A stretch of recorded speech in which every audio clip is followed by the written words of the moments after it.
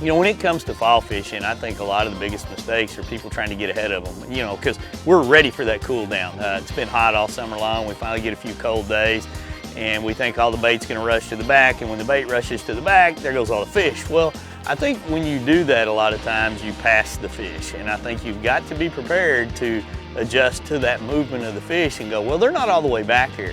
So let's figure out where they stopped and where they're feeding right now. You know, probably one of the biggest things that I see anglers make mistakes at in the fall is you get that first major cold front, you know, when the water temperature drops and things kind of start feeling like, you know, fall's here. I think a lot of times anglers just get a little too aggressive. You know, you would think all of a sudden the fish should move shallow and the bait's all going to migrate to the back ends of the creek so fast. But in reality, when you really start studying what goes on in the fall, it is really similar to what goes on in the spring. I mean, a lot of the fish are deeper, a lot of the fish aren't on the bank.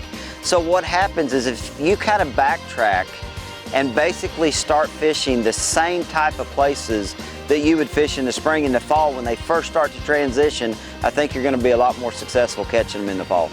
I watched him come up and just annihilate it right there, right when he hit the water. Right where that kind of windbreak is, you know, he's just sitting there waiting for a shad or bluegill or something to come by. Instead, he got a mouthful of the old Spromic stick, just sitting right there on the hooky.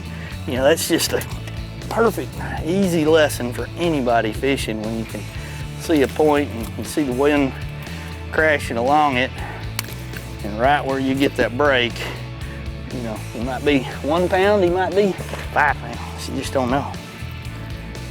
Perfect ambush spot.